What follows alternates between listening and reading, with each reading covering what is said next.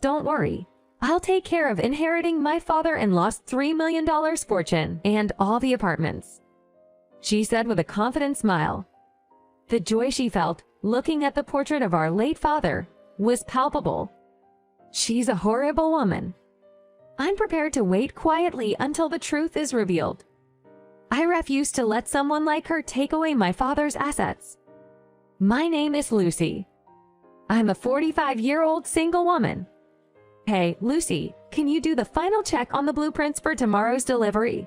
Of course, Dad. I'll help you out. Upon my father's request, I began the final check for the delivery. I work in my father's architectural firm, serving both as an office worker and an architect. Ever since I was a child, I've been interested in my father's job and aspired to be an architect like him someday. I studied architecture and design in high school and college. And after graduation, I immediately started working in my father's office. He sees me as his successor, and the employees rely on me. My brother, who's 5 years older, chose another path and has no interest in design. So he doesn't work with us. I don't expect him to get involved in the business in the future. So there shouldn't be any disputes over succession. Though our company is small with about 15 employees, it's a precious legacy passed down from my grandfather to my father. I always wanted to continue to maintain this company with great care. Dad, I've finished my tasks for the day. I'm heading home to prepare dinner. Thank you, Lucy. Good work today. Except for emergencies, my father often tells his employees to go home on time. By 6 p.m., almost everyone had left, and only my father and I remained. He always says, boss should work hard, and would work late, tidying up the office. I've always been impressed by his dedication. But he's now 75. He's no longer young and doesn't need to work so hard, I believe. When I get home, the lights are off. My mother passed away in an accident when I was in my 20s. So since then, it's just been my father and me. While I was about to start dinner preparations, the door slammed open with a loud noise. "Oh, you're home, Lucy." It was Diane, my brother's wife. I had no idea why she was here at this time. "What brings you here so late?" "I'm here for your father, not you." I've always felt that Diane was cold towards me, and to be honest, I never really liked her. It seems she has disliked me since she married my brother. Always lazing around, being single. You rely too much on your dad. What are you planning to do when you get old? Don't count on us. That was her regular cliche. I've been earning my own living and have no intentions of relying on my brother and his wife in my old age. Although I knew arguing against her words was futile, I still tried. No matter how much I explained, she just continued her verbal onslaught. "You work at your dad's company, right? Can you really say you don't rely on him? No one knows what the future holds. You should start saving now." She continued her aggressive stance towards me. I felt that there was no point in having a dialogue with someone who harbored hostility against me. So I tried to avoid contact with Diane as much as possible from then on. My elder brother and his wife married after they turned 40, and they didn't have any children. For some reason, however, Diane sometimes poisons me, saying, "It's a nuisance to society that we can't have children." If she said that, then what about Diane herself? I thought that, but it was somewhat taboo. Because my brother had once told me, Diane had an illness in the past and can't have children. Please, don't bring up the topic of kids. From Diane's perspective, she wanted children, but couldn't have them. So she probably didn't want to be lumped together with those who could, but chose not to. Lately, I've been wondering why my brother married her. It's so frustrating. "So, when is your father coming back?" "He said he'll be late today. He plans to stop by the apartment before coming home." "That apartment, I see." Diane smirked. My father is renovating an apartment which had been the one my grandfather had handed down to him. Although he no longer owns it, my father still cherishes that apartment, saying, "It's something I received from my parents, so he occasionally visits for inspections. He also does cleaning and weeding, which should ideally be done by a management company. And the residents are grateful for that. Upon learning my father would be late, Diane quickly prepared to leave. What could she be up to? Make sure you tell your father I was here. Promise, she instructed me, looked around the house, and left in a hurry. That's how it was. Diane just suddenly appeared. I wonder what she wanted. I don't know. She's been here when I'm home alone. But she just relaxes and doesn't do anything special. It was really good that I wasn't home. Saying that, my father looked puzzled. Both my father and I were mystified about her intentions. She might be eccentric, and maybe her thoughts go beyond common understanding. I thought it might be best not to dwell on it. Thank you, Lucy. Tonight's dinner was delicious. What's gotten into you? You're acting strange, I said jokingly, and my father smiled shyly. You've grown up. I've been thinking maybe I could retire soon. Dad, what are you saying?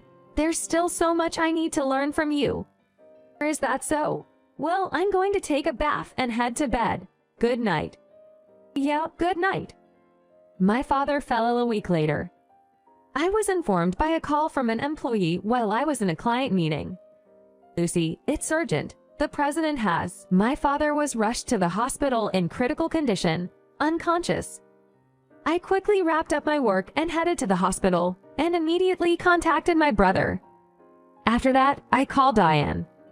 My brother said he would come to the hospital quickly. Meanwhile, Diane. Why me? You are there, right? Yeah, I was shocked to hear such a comment when my father was on the brink of life and death. But arguing now would be pointless. I tried to think of how to handle it as an adult, and pleaded for them to come. Father doesn't have much time left. Won't you visit him just once? Diane, you had come to our house before, concerned about my father, hadn't you? Then, unexpected words came back to me. Oh, I was just thinking at the time that maybe I could get in with him and get a little insight into his heritage. Diane said this without showing any sign of remorse. I was taken aback. Actually, I hate hospitals. Plus, if there were a funeral, I'd have to do my hair and nails. I just don't have the time to go to the hospital. Diane seemed almost excited. This woman is out of control. Then, never mind, I said, raising my voice in anger. If my anger reached Diane at all, she should feel remorseful. But the response was unexpected. Let me know when the funeral is. I'm busy too. These one-sided words amplified my hatred for Diane more and more. It wasn't just that she was an unpleasant person. The reality that she and I were sisters-in-law was particularly painful. And only 2 hours after that call, my father passed away, closing his 75-year-long life. We immediately arranged for the wake and funeral. There was hardly any time for the family to grieve. But my brother seemed strangely indifferent to his role as the chief mourner. Hey, Lucy, did Dad have any chronic illnesses? He passed away so suddenly. What does the chief mourner do? Do you know the details? Do I have to give a speech? I don't want to. How can a 50-year-old man not know such basics? I was furious at my irresponsible brother, but the bigger problem was Diane. Why should I, as the wife of the eldest son, have to step forward? I don't want to do that. You can do it, she complained, immediately disappearing to the back. I was swamped with tasks, from greeting those who attended the funeral, detailed meetings with the funeral service, and work-related communications. It was all too much to handle. I can understand not wanting to deal with it because it's not our parents. But this attitude was just too much. The sadness overwhelmed my anger. Come on, Diane is busy. Lucy, please help her. Do you understand just how awful the things your wife said are? I was about to say that, but I felt it was useless to say such things to my brother, who had no intention of changing anything. I decided to keep my distance from my brother and his wife to fulfill my own responsibilities properly. With the help of relatives, We managed to get through the funeral successfully. During the memorial on the 7th day after the death, when the relatives gathered again and were sharing drinks, your father passed away peacefully without suffering. He must have been happy. The one who spoke to me was my aunt, my father's younger sister by 15 years, now 60. To me, my aunt was a precious figure, always ready to listen, almost like a sister. While discussing memories of my father with my aunt, Diane suddenly appeared in front of me, creating a tense atmosphere. She had an aura that, if this were a drama, would immediately identify her as the villain. Let's get to the point, shall we? Yeah, what are you talking about? I was utterly confused by what she meant. It's about inheritance. As you know, my husband is the eldest son here. So he'll inherit $3 million in cash and that apartment. I saw the passbook the other day. I was taken aback to hear about the inheritance, and my aunt and I exchanged shocked glances. We had kept the passbook locked away securely, so I had no idea how she had seen it. Both my aunt and I were at a loss for words. Diane, seemingly taking charge of the situation, continued to address me. Aren't you content with the company and this family home? What more could you possibly want? It's not like that, it's... Before I started to explain, she continued speaking over me. Meanwhile, my brother showed no interest in the conversation and was just drinking and spacing out.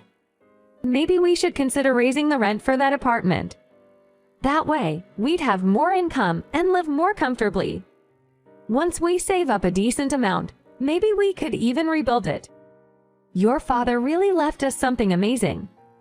The room fell silent at her words, only to be broken by a relative who couldn't contain their laughter any longer. Once one person began to laugh, it spread, and soon many were chuckling.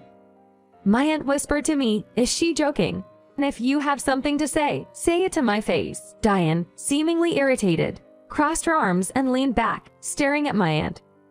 Both my aunt and I could only respond with wry smiles. Taking a deep breath, I decided to explain the situation in detail. Diane, the truth is, my brother isn't inheriting anything. What? What are you talking about? Are you lying because you don't want to give it to me? Diane, who had been excited moments before, now looked furious. No, that's not it. The apartment went to my aunt, and I'll be taking over the company. The gifts were given when my father was still alive, so there's nothing left for my brother? What? I've never heard of this. This can't be possible. It made sense that Diane wouldn't know, because this all happened before she and my brother got married. Here's the deal. Our father had always wanted me, who had worked in his company for a long time, to take over. I had declined several times, feeling the responsibility was too great. But he insisted, being very particular about keeping the business in the family. So I eventually agreed, and with the help of a lawyer, we finalized the inheritance. Regarding the apartment, it was already gifted to my aunt and her husband while my father was alive. This was related to my grandfather's inheritance, and an agreement was reached beforehand. As for the company, all the necessary arrangements have been made. My brother has already agreed that I will take over. Lastly, about this family home, the deed has already been transferred to my name. So, as of now, there's nothing left for my brother. After my detailed explanation, my brother, who had been quiet, suddenly spoke up. Oh, I remember when my dad told me about the lifetime gift. And I had received a lot of money. I see, that's how it happened. I suddenly received a large sum of money, so I spent it as I pleased. Ha ha! My brother, when he was single, enjoyed a luxurious life. He wore high-end brand items, went on overseas trips more than 3 times a year. And I remember him changing cars multiple times. Okay, my aunt got the apartment. I thought for sure I was going to get it. I am sure my brother told Diane something big like that, without even understanding the meaning of lifetime gift. My brother got only the money and spent several $1 million without any plan. I couldn't help but realize that those extravagant actions of my brother were due to this. But what about that passbook with $3 million on it? That's an old passbook of the company. It's no longer in use. But how did you check it when it should have been stored in the safe? About that, I couldn't help but wonder how she managed to open the old safe. I was amazed by Diane's skills in this regard. The aunt looked at Diane with a puzzled expression. Amidst this, my brother suddenly said, "Did Dad not like me?" What? I was taken aback by my brother's nonsensical words, because I felt like only Lucy was being treated specially. I don't have money now. Lucy was told she would inherit both the house and the company. When my brother said this, the aunt stood up angrily. Don't you remember that you're an adult?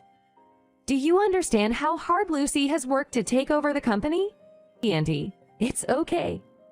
The aunt, who knew about my efforts and struggles, understood that I didn't decide to take over the company lightly. That's why she was on my side. Your pennilessness is the result of your wasteful spending. It is because of your wasteful spending. I remembered my father lamenting about my brother's extravagant habits. Or maybe it was a mistake to let him inherit cash. If he continues to live such a reckless life, I feel he might turn out to be a useless person. I felt the same way as my father. And as father predicted, within just a few years, my brother squandered all the money he was given.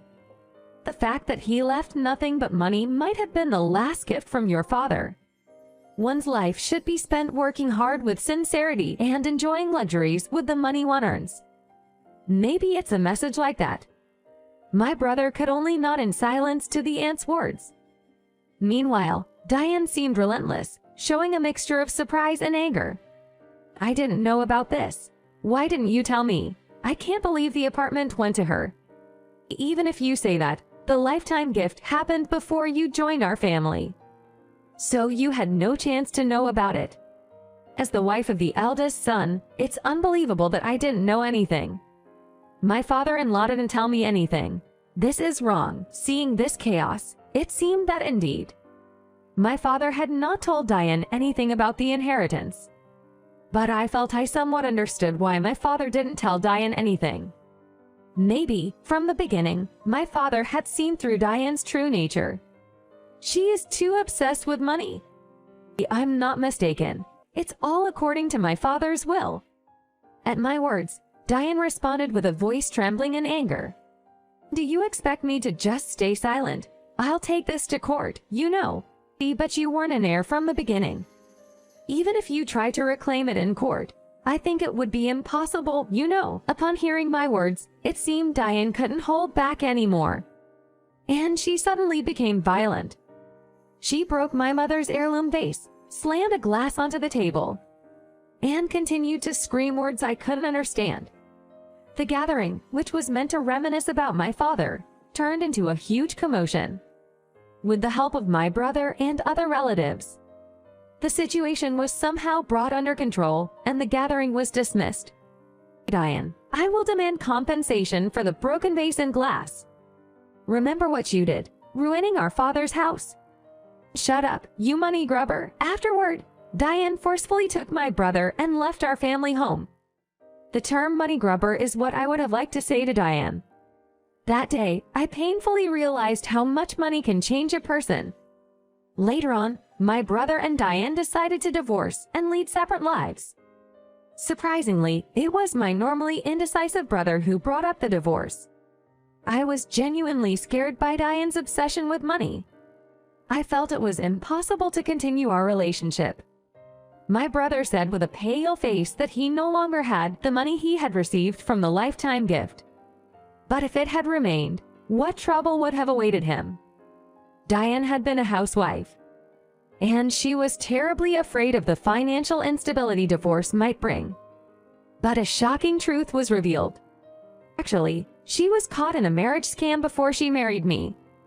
So, using that as a reason, I had a lawyer intervene and demand a divorce. She easily agreed. Hearing this confession, my eyes widened. However, considering Diane's obsession with money, it was no surprise she had such troubles in the past. Still, I felt relieved that my brother's relationship with such a person had ended. I can't believe he lived with someone like her, and I realized he lacks a discerning judgment. As his sister, I'm genuinely concerned for him. Lucy, boss, a customer is here. I stood up, but I'm still not used to being called boss. You don't have to formally call me boss. There was something embarrassing about being called by that title. However, I have a duty to protect this company and its employees. There's no change in you being the boss. Boss Lucy, it'd be nice if you raise our salaries, another employee jokes. Oh, you all are so funny. But being seen as the boss by my employees is something I cherish. Father, I promise to protect this company. With that strong vow in my heart, I handed a business card labeled CEO to the customer.